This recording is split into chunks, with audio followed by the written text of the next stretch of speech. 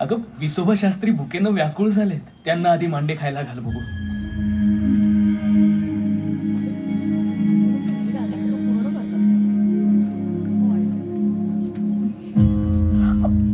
अहो, तू खरोखरच माऊली आहेस. आजवर मी खूप छळलं तुम्हाला. तुमचे आई वडील तुमच्यापासून हिरावले, पण खरंच सांगतो, तुम्हाला त्रास देताना मी माझं सुख, समाधान, शांती सगळं हरवून बसलोय. रोजच्या झोपेला देखील पारखा झालोय मी.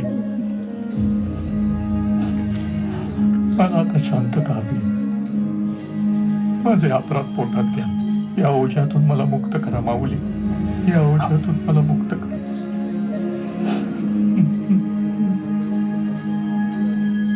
सोहम सोहम षटचक्रन्यासे, तुझं परिये देता मीच न दिसे.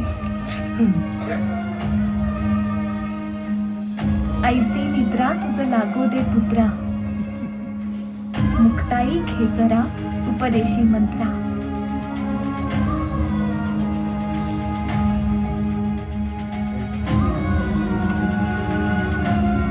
रामकृष्ण हरी. रामकृष्ण हरी. आणि विसोबांची संत विसोबा खेचर होण्यास सुरुवात झाली. घनु वाजे गुण गुण,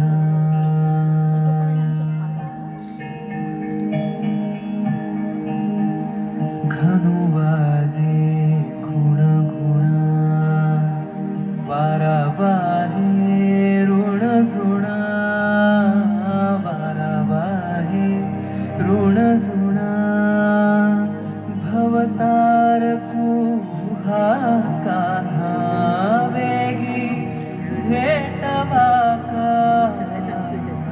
घनु वाजे गुण गुण.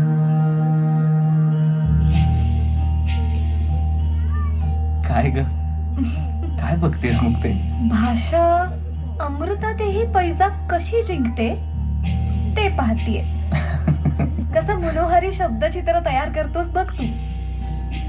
पण हे सगळं चित्र सुखावतं डोळ्यांना, कानाला, मनाला, त्वचेला, वाचेला. त्या पलीकडे हा जो आत्मा आहे त्याला नाही. त्याला आता वेगळंच हवंय काहीतरी. म्हणजे याना नेमकं काय होते? काही सांगायचं की काही विचारायचं? गुरुदादा, आत्मा अनंत आहे हे आपण सगळेच जाणतो, पण तो अक्षयी असला तरी जागा बदलत राहतो. काल पांडुरंग भेटला होता तळ्याकाठी. म्हणाला, हे ज्ञान चक्रवर्ती, तू जी विश्वाची आर्त मागितली होतीस ती पूर्ण झाली. आता निजधामी परतायला हवं.